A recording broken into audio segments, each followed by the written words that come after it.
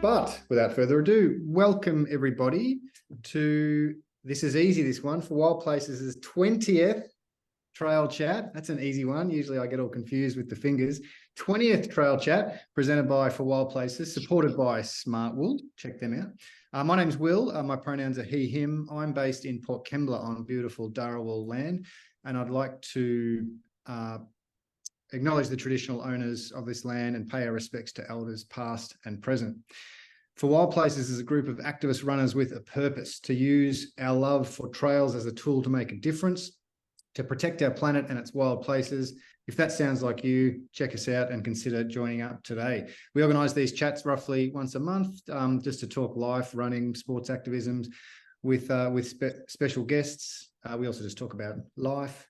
We're very stoked this month to bring you a super special guest, a For Wild Places member, in fact, excitingly.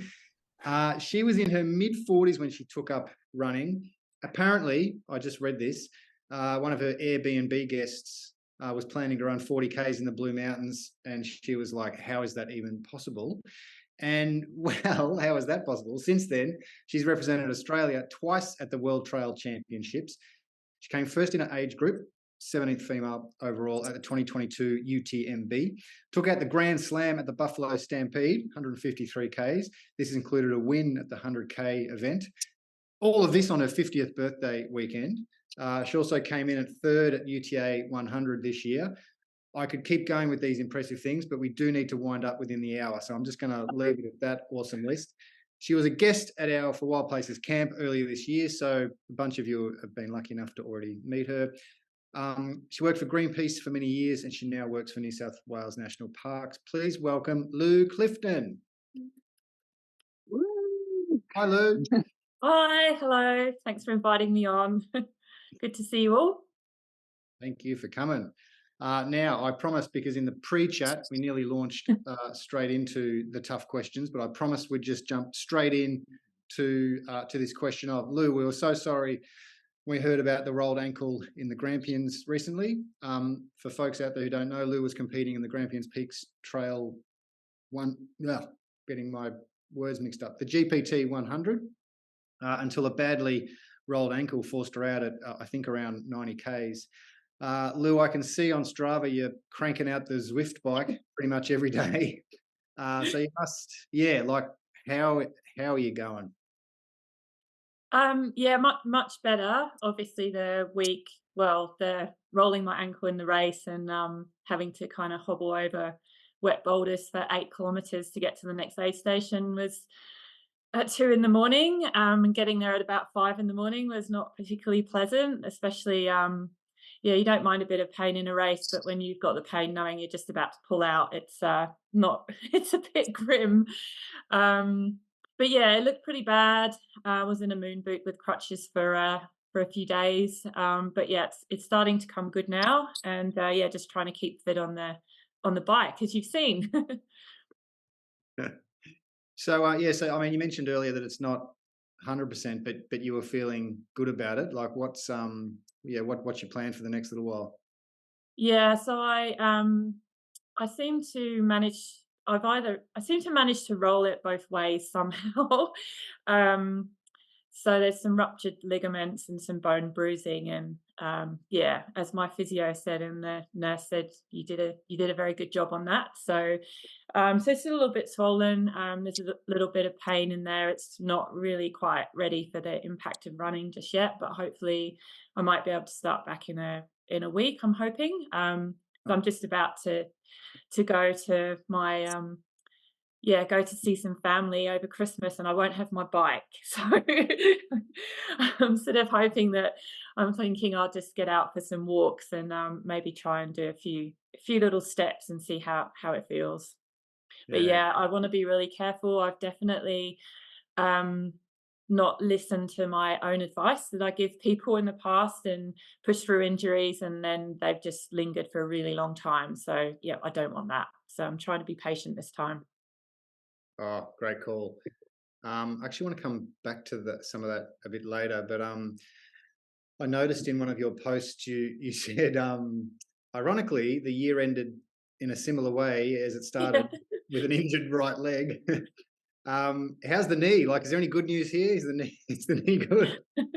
Yeah, the knee's good. The knee was a bit of an interesting one, really. I sort of had a string of injuries. I had high hamstring tendinopathy for quite a while, and just as that was coming good, my knee blew up in a run. And then that was quite an issue for about a year and a half until we discovered that I had a schwannoma, which is like a tumor in the nerve sheath in my calf, in the tibial nerve. So I had surgery on that this time last year in November.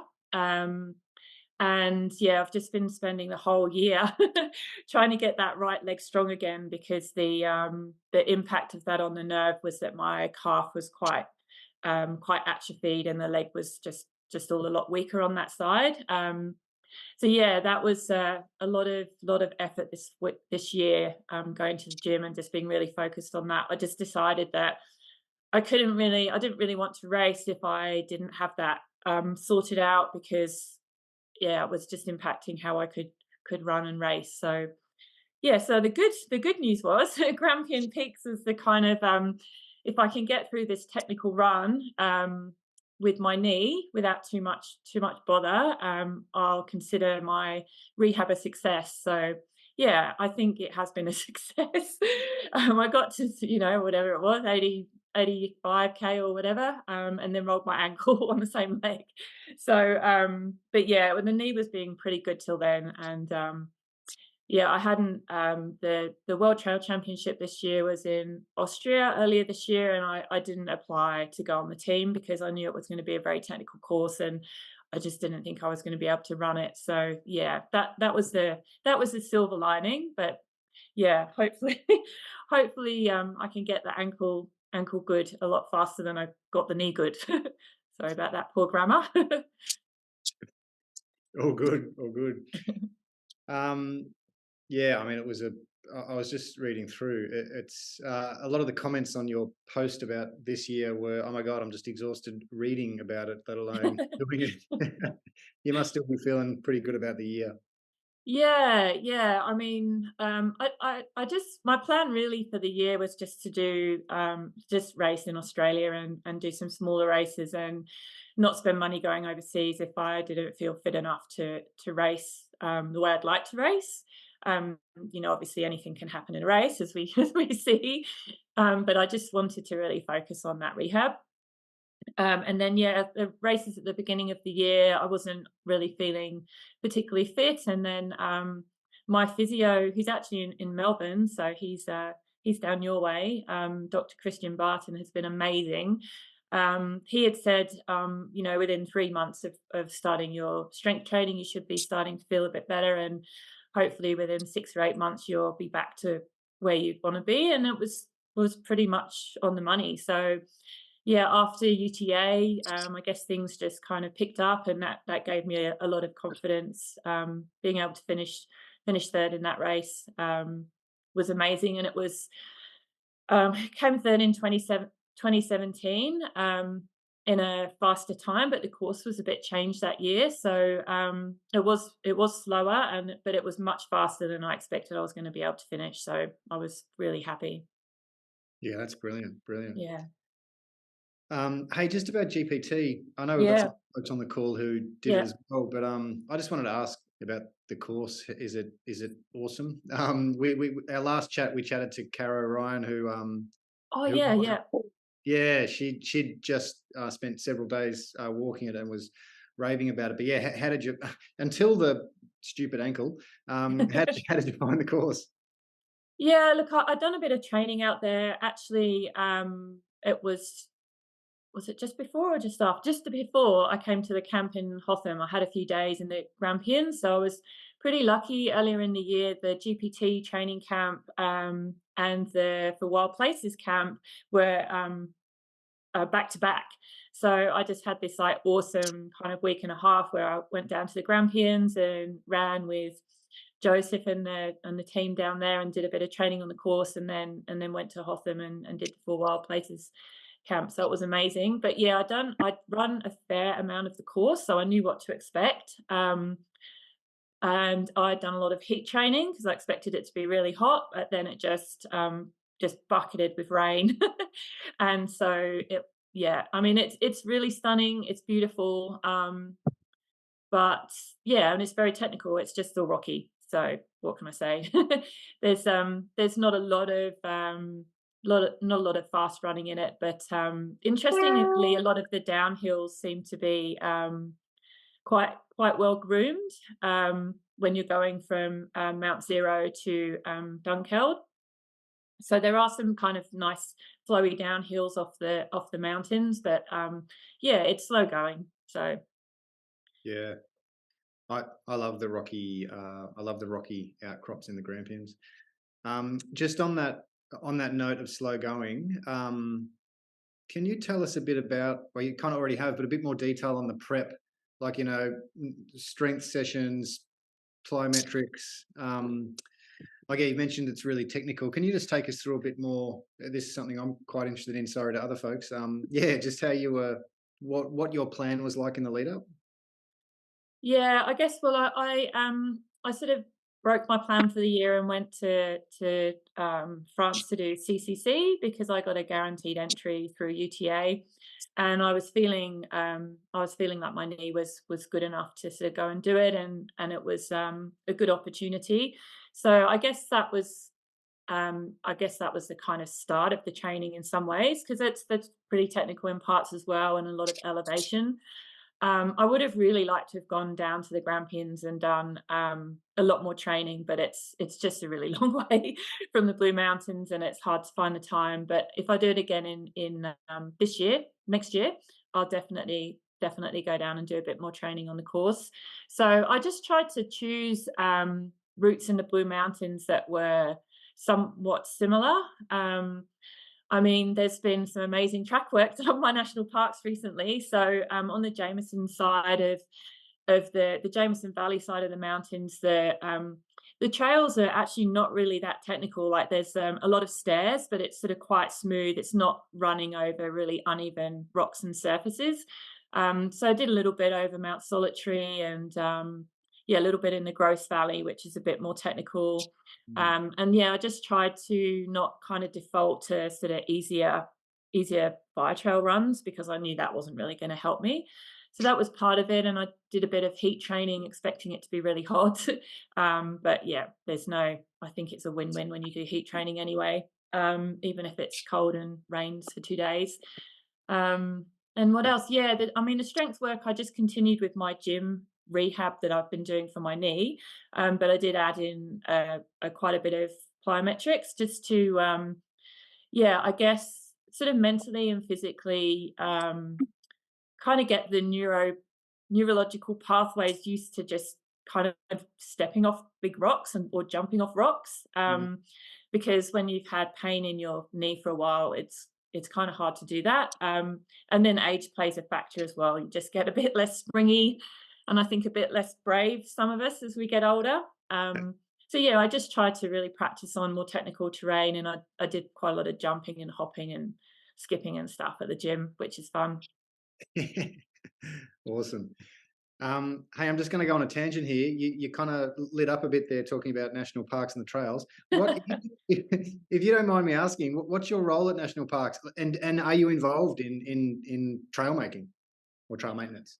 No, I'm involved more on the sort of visitor experience and tourism side. So my title is visitor experience team leader, and yeah, I've got a amazing team who look after sort of school excursions and national parks guided tours, commercial licensing. So that's like photography and events, and so I do interact a little bit with running events and other events that happen in the national parks in the Blue Mountains area. So the part I work for covers the whole of the World Heritage Area, so it's really big.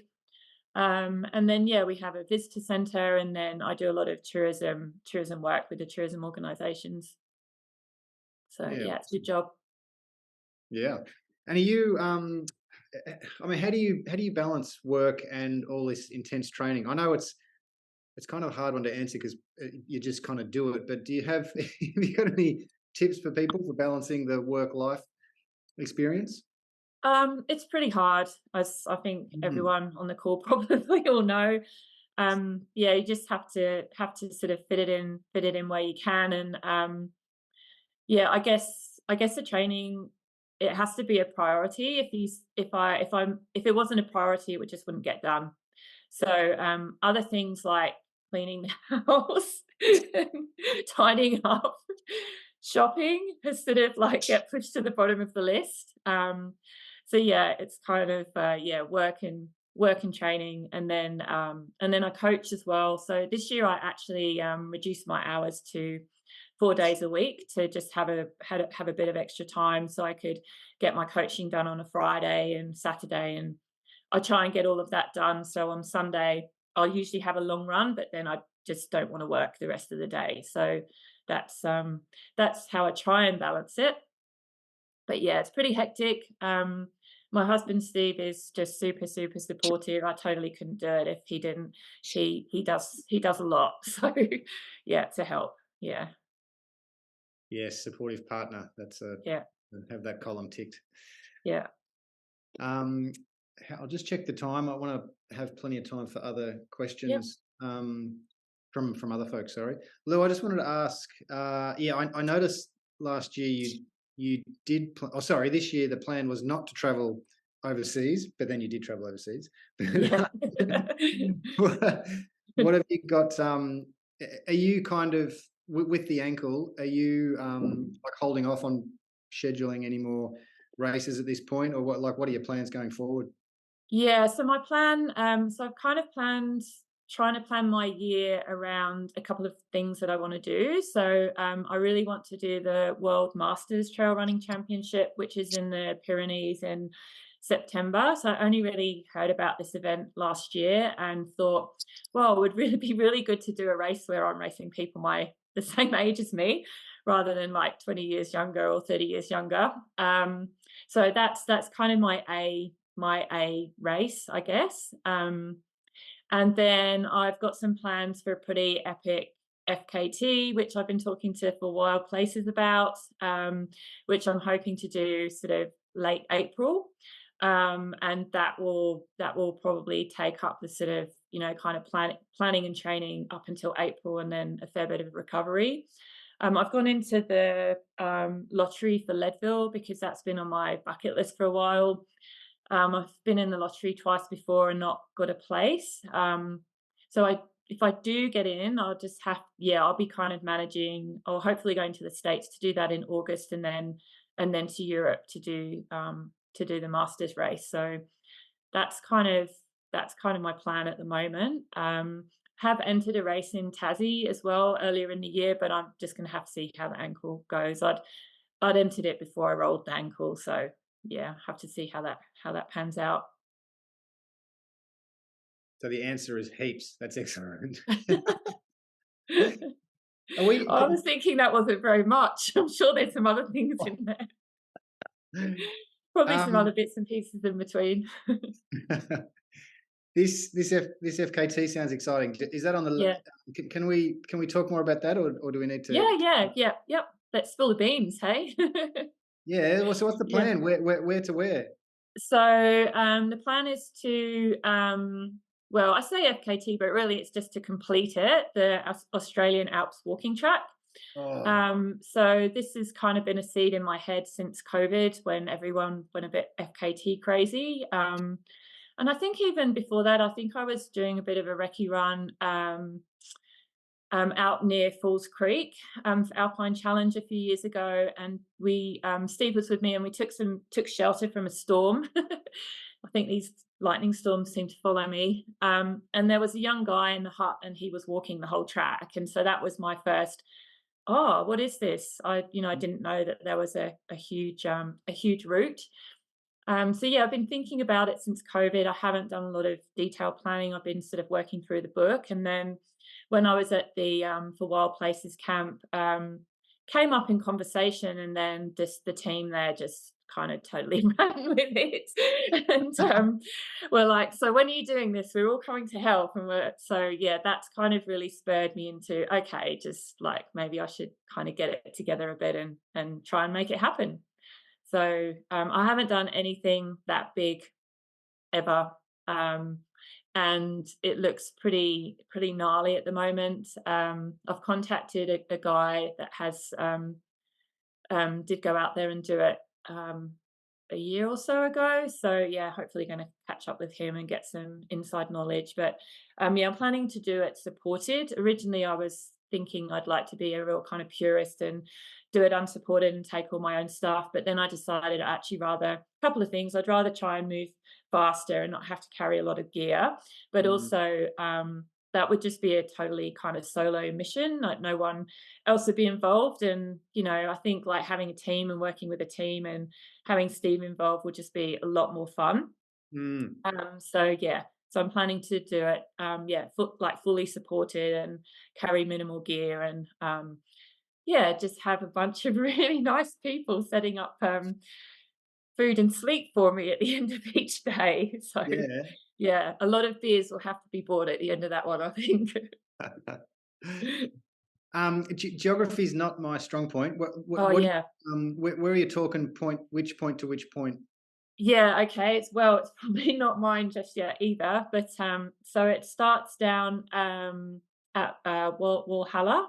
So that is kind of south of Bright, quite a lot further south of Bright, and then it goes through the ranges and finishes south of Canberra. I'm sure Cherie Mm, will be familiar with that area, and it's around, there's different numbers thrown around for the kilometers depending on routes you take, but it's around 650 kilometers. And I haven't looked at the total elevation, but I did look at one section that was 125 k's with 8,000 meters. So yeah, it's pretty hectic. Yeah, I'm not sure how much running will happen. I think the end parts are a bit easier going. Yeah. So in that 100 Ks, you just climb Everest? Yeah, exactly. Yeah, pretty much. Far out. And is that 650 Ks, is that established trail, or will you need to join together different different trails and tracks? So it's all different trails that have been kind of joined together to create the Australian Alps walking track, but they're in different national parks and different states. So Mm, I think some are pretty well maintained and some less so. And the same as in the Blue Mountains where the fires have gone through and then there's been massive regrowth after the year of rain. I think there's some sections that are really quite very overgrown and pretty impenetrable. So yeah, that'll be really challenging. yeah, yeah. How many sorry, I hope this is not boring. How many days are you thinking at this point you'll take? Yeah, good question. I haven't quite figured it out. There isn't an FKT for a female supported. I think the fastest time is a mixed team who were unsupported or self-supported, and I think they did 11 or 12 days. So Right. yeah, it's around that sort of time. I think the only female solo was an unsupported hike, and that was around 23 days. So I'm kind of hoping that 12-day kind of period, I guess. But could be quicker. Most of those people were carrying all their gear. So, Mm. but then I'll also be on my own, so I won't have encouragement. And I might get lost a bit, hopefully not too much. I'm not planning to navigate because my skills are not really up to scratch. So I am going to take a GPS tracker. I'll have a map and a compass, but yeah, I just want to, I don't, yeah, I'd like to be pure about it, but I have to be realistic about my skills. And I Sure. also, like I said, I kind of want to move fast. So Mm. and I Yeah. think some of the areas you really need to have one because that overgrowth kind of like head high, it would be pretty hard to navigate, especially if my skills are not up to the standards of Caro's, unfortunately. Sure. Well, I didn't make the camp, but that doesn't surprise me that for all places are pumped about it. And I'm actually, yes. So Hill and Shane and that are down in Melbourne. Elle's a bit north of me. I'm actually in Port Kembla, just a few hours out of Canberra. So anyway, that'd be cool to zip up towards Well, the end. come and join me for the end section. Yeah, throw you some trail brew and some, I don't know, food. I'll Yeah, probably take anything at that point. So, yeah, that's right. Yeah, you probably want some real food at that point. Uh, um, all right, I should, yeah, that's exciting. I wanted to talk more about, but I should hold off. We've hit half past. At this point, I usually say, would anybody else like to ask Lou a question or make any comments or start a convo? Either just jump in or put something in the chat and I can read it out. But yeah, does anyone want to have a chat to Lou? I know you've got to duck off, Elle. Did you have anything you wanted to add before you get back to work? No, you're all good. I haven't quite formed the question. I'm just doing some two Okay, things. well, let us know when you do. But I do have a quick question, Lou, because I know that Yeah. last year you do like the smaller races as well, and I guess Yeah. you've got the A races. So I feel like that's, I guess, how do you decide? Because you're saying you're going to head down to Tassie, and that's with a friend's doing that event. But Yeah. do you have like a kind of criteria for, the I guess training races that you do throughout the year? You did the Pilliga in its first year, and I saw you did Lonely Mountain, and you kind of like getting out there to that kind of grassroots level of racing as well, just to counteract the CCC, UTMB vibes. Yeah. Yeah, I do really like those smaller races. I guess like this year, we're not into 2024 yet, but yeah, this year I did the Washpool race, which is in Washpool and Gibraltar Ranges National Park. It's organised by Coffs Harbour Trail Runners. And so actually, I did choose a lot of races this year that were listed with AURA, Australian Ultra Running Association, because they have a points competition. And I thought, oh, that would be pretty cool. Like I've never really focused on it, so I tried to pick some races that were supported by AURA. But I also picked that race because I'd hiked the track many, many years ago with a friend on an overnight. It was my first ever multi-day, 3-day overnight hike. And I was just totally did not know what I was doing, packed like really heavy stuff, just crazy stuff. So I kind of really wanted to go back and say, oh wow, like now I can just like run this whole loop in a few hours. And that was great, just lovely to be out there. And so I guess it depends on like the location, if it's somewhere that I have a connection with or I haven't been, but I'd like to see. And then the sort of smaller local races I like to support as well if I can. Yeah. Have you got some races coming up next year for Wild Places events? Will you do the Pilliga? Yes, we will do the Pilliga Yeah. next. Yeah, I'm not the same as you. I'm already like mentally in Yeah, next year, yeah. but we're not quite there. Yes, so we're working on getting some dates together at the moment, and it seems that the fires that were happening up there have calmed down, and thankfully didn't make it as far south as where we were is quite south of the state park. So I think we're good in that regard. But yeah, so we're hoping to get some dates together shortly so we can get it out on the calendar, because we do know that the calendar gets very full very quickly, and it's the kind of time of year where everyone's kind of planning, trying to map out what they can fit into the next 12 months. And yeah, and who knows as well, like we're always keen to, like we were floating the idea of doing an adventure near Gippsland this year, but that didn't eventuate, so that's still on the back burner. And yeah, it's just kind of looking where the different places are that people want to explore, like you said, and creating an opportunity to get out there. But what we'd hopefully do as well is just a few more kind of, not camps, but like weekends where we just do group runs. Like we're doing up at the Falls to Hotham over the New Year period, just to do things as a group and have that strength in numbers. And sometimes, when you're heading out into the Alpine, it can be a bit a bit lonely, and especially if it's cold and wet and miserable. You want the company to keep morale up.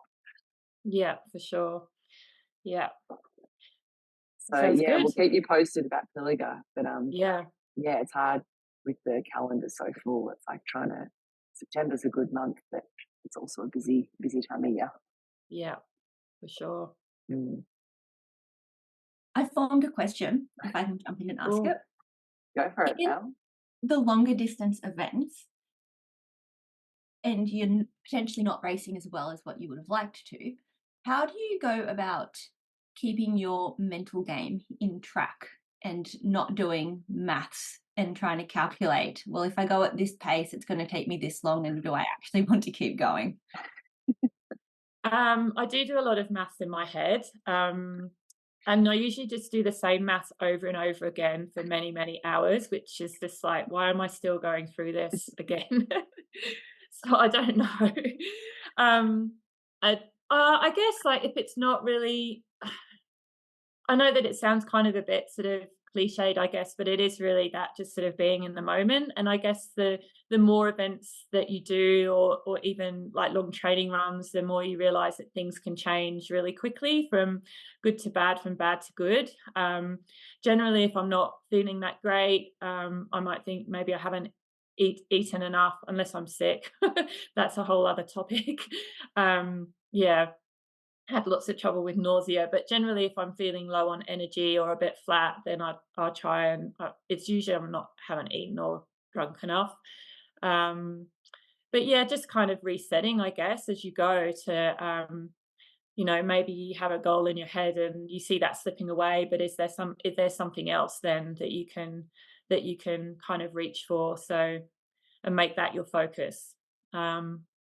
I know in UTA, because I didn't want to put a lot of pressure on myself, I hadn't felt super fit in the previous 2 races. I just decided that I just wanted to enjoy the race. Like, I wanted to run happy, and that was my mantra, and not sort of focus on time or place or any of that stuff, and just really enjoy it. And I mean, obviously sometimes that's easier said than done, but that really worked for me in that race, just to have that focus. I did get a bit sick, so I wasn't super happy during that section, but yeah, and I think just like trying to be aware of your thoughts, and just trying to let those kind of negative thoughts go if they pop up in your head, and just sort of knowing that you can have some control over that, that just your thoughts just come and go all the time. And you can just like notice them and let them go. So yeah, I was listening to this app called Waking Up quite a bit at the time, which is it's meditation. It's a little bit out there. But it's really helpful in that sort of, yeah, I guess that awareness of what's going through your head, and trying to have some ways of dealing with that. Hope that helps. Thanks, Lou. Yeah, I use that app too, Lou, and it's good because it's like the Stoics often. So it is that sense of like, Stoic wisdom, which can be very helpful in those challenging times. Yeah, I found it really useful. I mean, I've fallen off using it a little bit recently, but I was using it a lot at the beginning of the year, and I was also trying to use it for sort of pain management as well. That kind of expectation that you're going to have pain, and just kind of, and it's just really super interesting, the link between pain in your mind and your thoughts and all of that. And and I found it really helpful. I guess maybe it's a bit telling that I haven't been using it so much, because I guess I've been in less pain. But, yeah, sometimes you just kind of give up and think, it is what it is. I'm not going to try and be positive about it. It's just a bit shit. I like that idea that your thoughts can just arise. They're just arising all the time, and then you can choose to focus on that thought and hang on to it, or you can just not. So yeah, it's hard, but it's very interesting.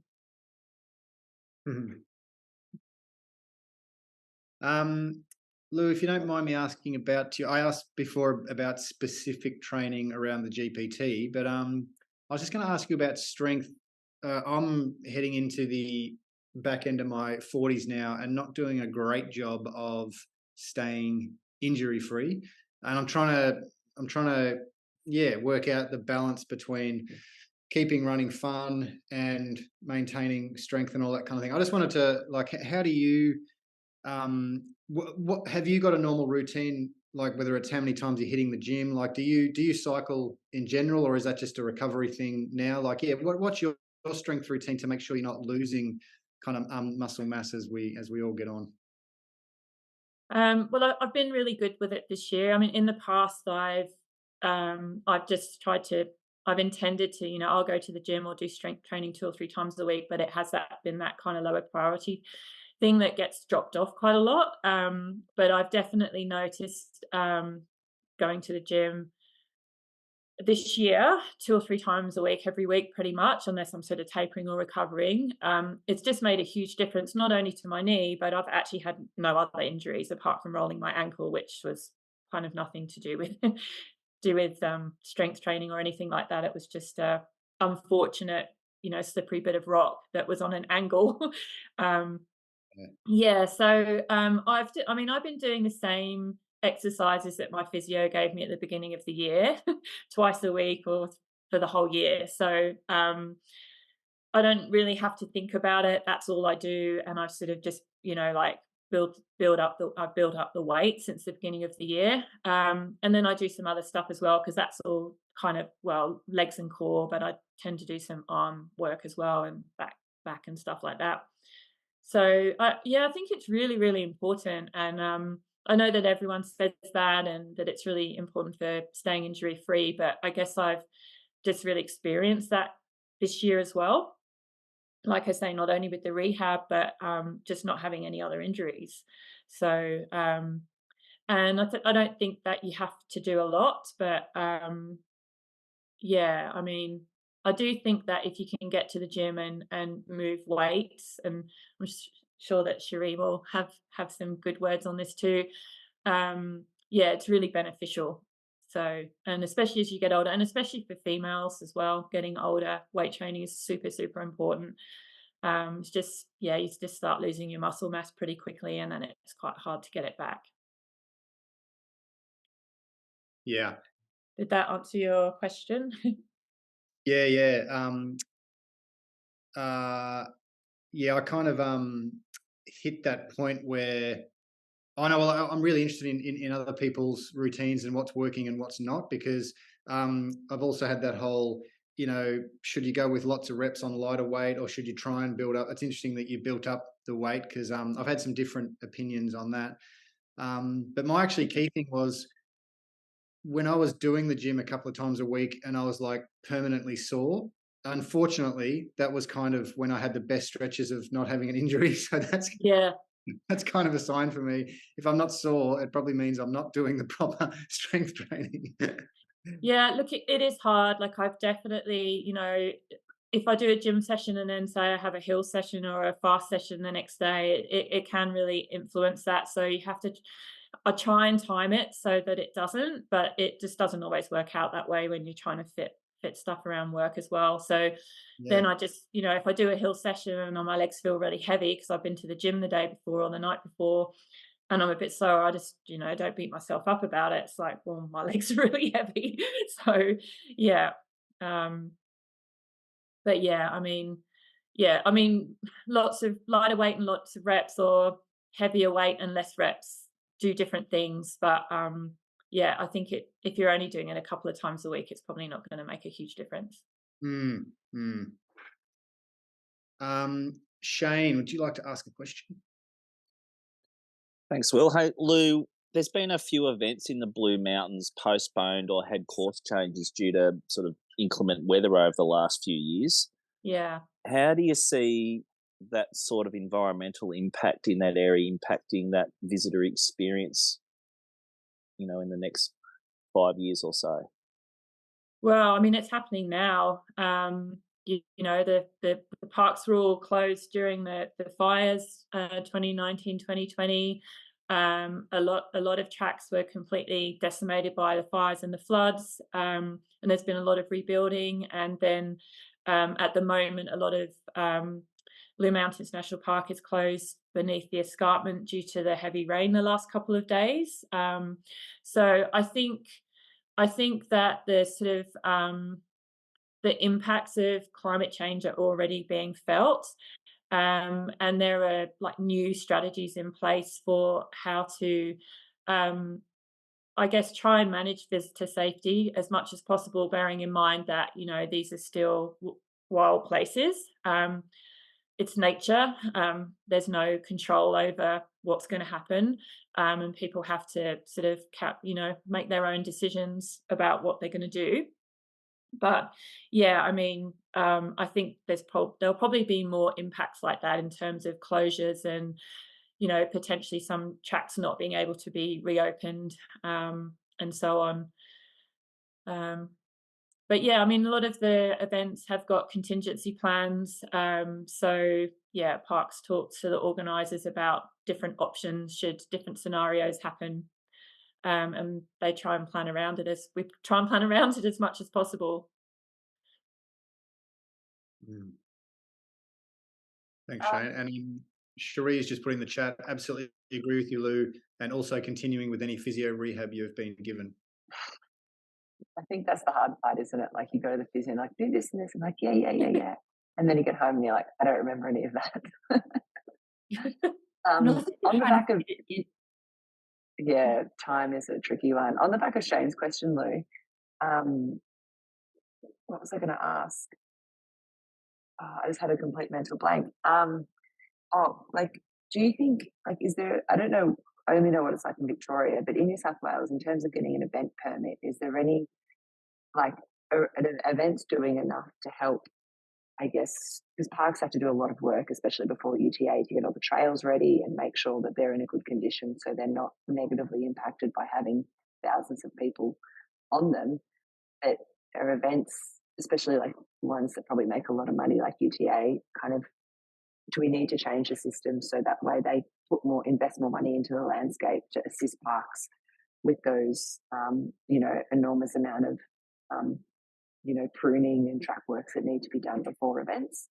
Does that happen in New South Wales? Because I know in Victoria, like, permits are pretty cheap for event organisers to get, and the kind of responsibilities then put back on parks to maintain the trails.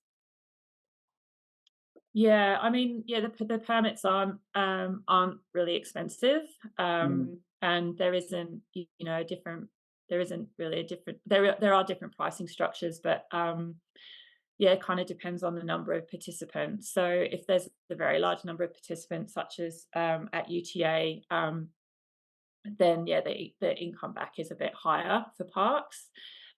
But yeah, I mean, most of the trails that UTA is run on have all been majorly upgraded through over the last few years through a project called Improving Access to National Parks, which was a massive investment into New South Wales national parks across the state. And there's been major visitor precinct upgrades and major track upgrades, and then a lot of the trails above the escarpment have been a multi-day walk from Wentworth Falls to Katoomba. Has been created, which will launch early next year, which is the Grand Cliff Top Walk. So luckily, a lot of those tracks are in really good condition. There's a lot of sandstone stairs, which obviously is really wears very well.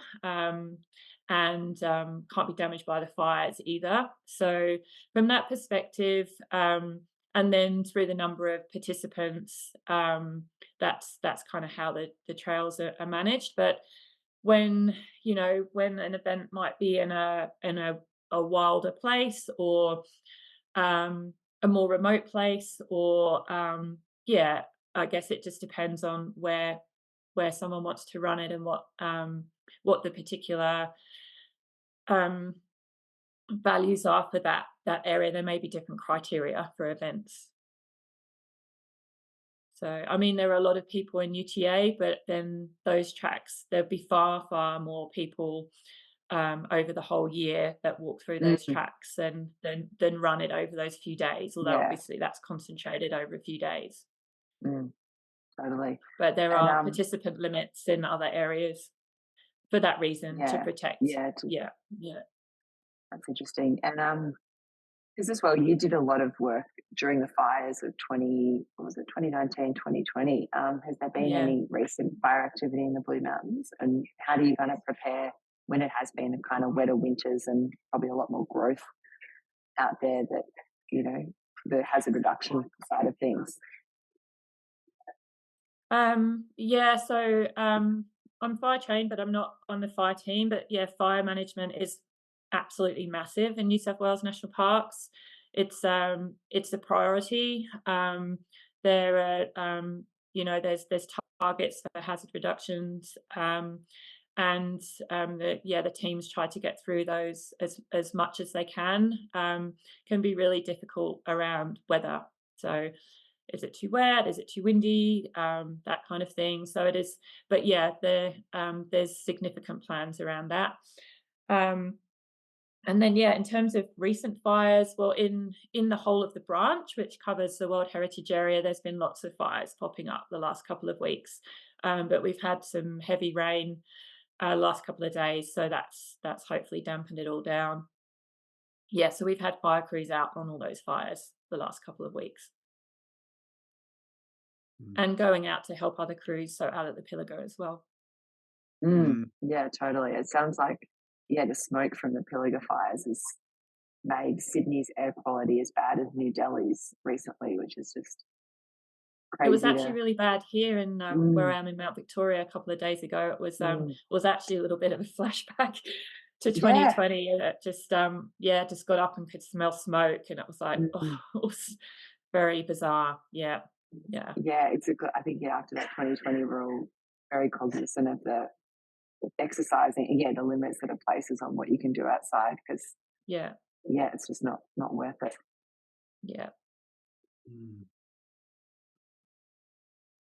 Look, we'll need to finish up soonish, folks. Lou, I just wanted to ask you were, I'm assuming you were a campaigner, an environmentalist before you were a runner, looking at your work history and campaigning history, but I hope this is not putting you on the spot too much, but are you able to tell us why you joined For Wild Places? Because it just helps getting people's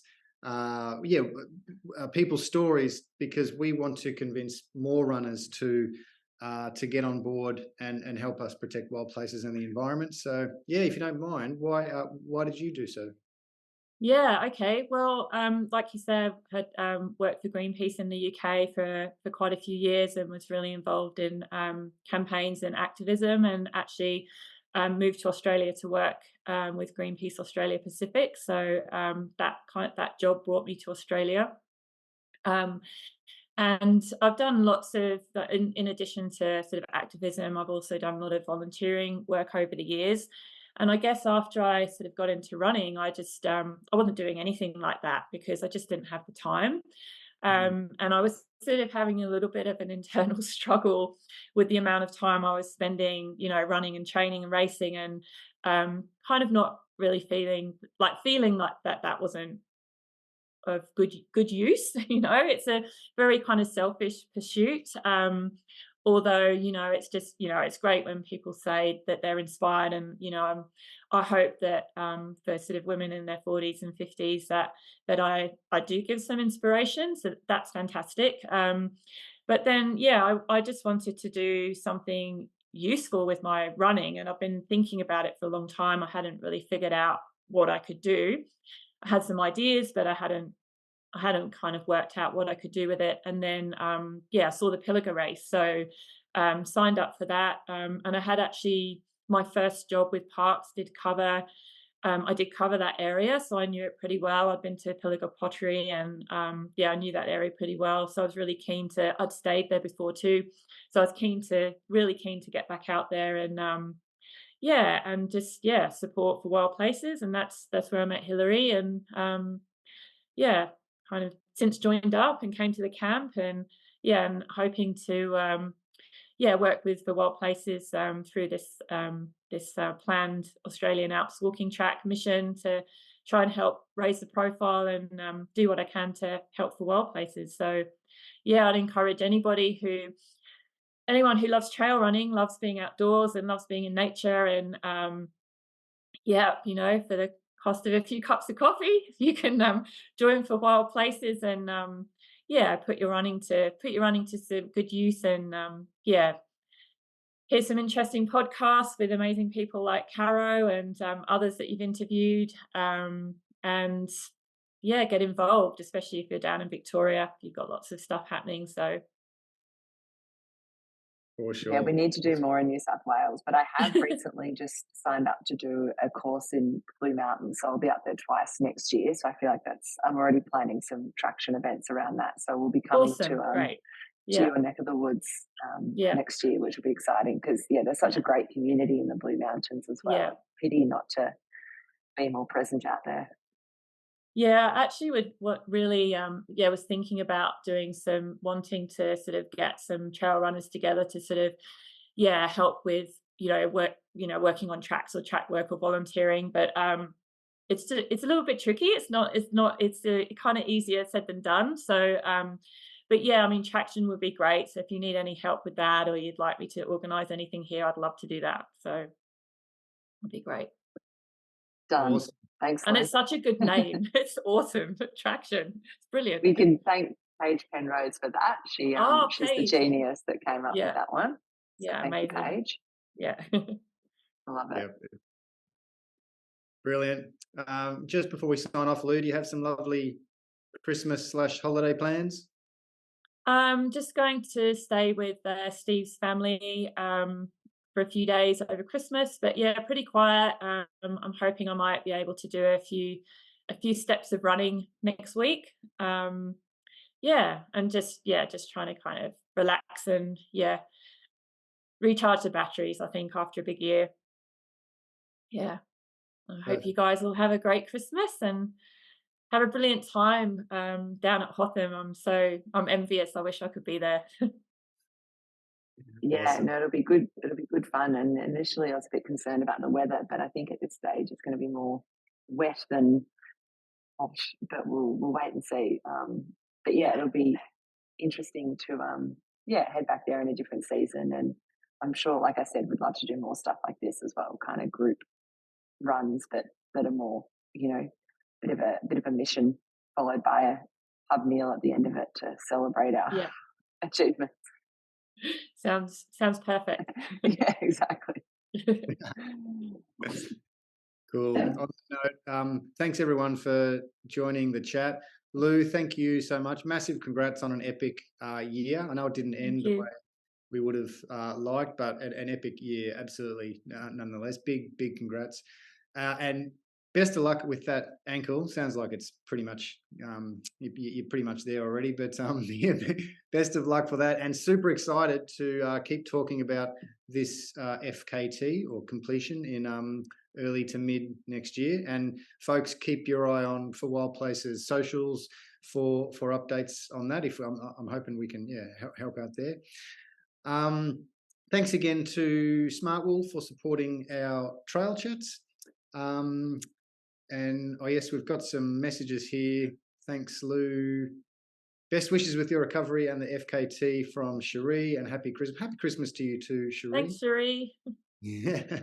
Cherie did the stage race, I think, and did a bit of pacing as well at GPT. So yeah, legend. Awesome.